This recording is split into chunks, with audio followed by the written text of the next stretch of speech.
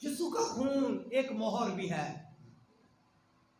यीशु का खून एक मोहर भी है।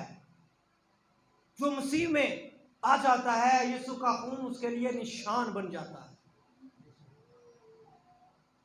पुराने अहदनामा में जब हम देखते हैं, एबार की किताब मेरे साथ देखिए, उसका 14वां बाब है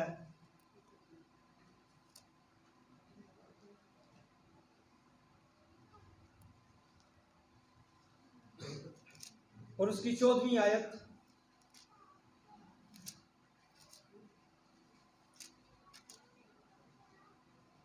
और काहिन जुर्म की कुर्बानी का कुछ खून ले, और जो शख्स पाक करार दिया जाएगा उसके दाहिने कान की लो पर और दाहिने हाथ के अंगूठे पर और दाहिने पांव के अंगूठे पर उसे लगाए। शुक्रिया। और काहिन जुर्म की कुर्बानी का कुछ खून ले,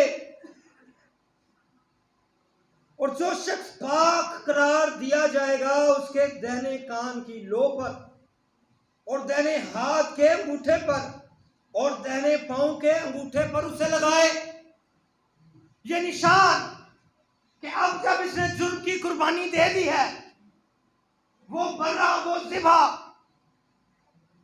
जो है उसे ज़िबा कर दिया गया है, तो जब अब ये बाहर जाएगा तो लोग इस निशान को देखकर समझ जाएंगे कि इसने अपने गुनाहों का, इसने अपने जुर्म का कफारा दे दिया है।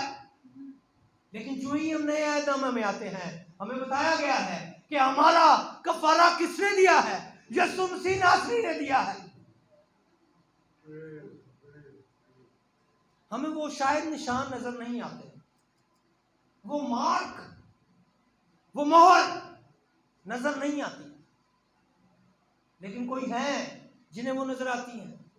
जब आप यीशु मसीह का खून अपने जिस्मों पर, अपने दाहिने कान की लो पर, अपने दाहिने हाथ के अंगूठे पर, अपने दाहिने पांव के अंगूठे पर लगा लेते हैं, जब खुदा इसे अप्लाई कर देता है आप पर, आप मसीह में आ जाते हैं, और जब आप आज इस खून को लगाकर बाहर जाएंगे, आपका दिल शाद होगा, आप गीत गा रहे होंगे, हम के गीत गा रहे होंगे, और बाहर जैसे आपको वो मोहर नजर नहीं आती, जैसे आपको वो निशान नजर नहीं आ रहे, लेकिन बाहर शायद बदरू हैं, रास्ते में खड़ी हैं और आपको देख रही हैं।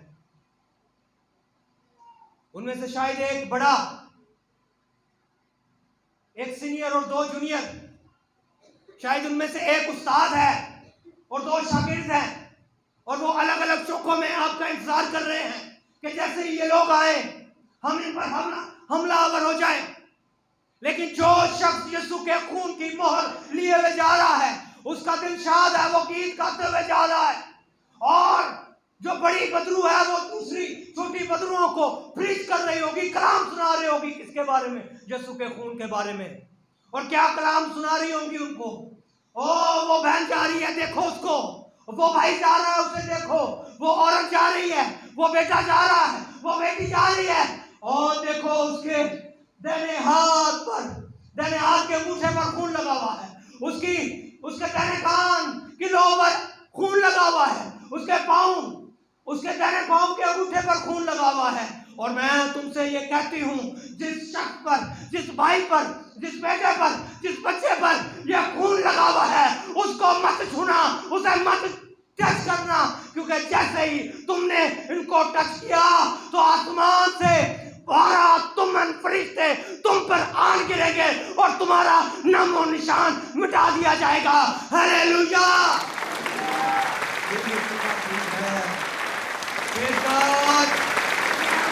Hallelujah, hallelujah.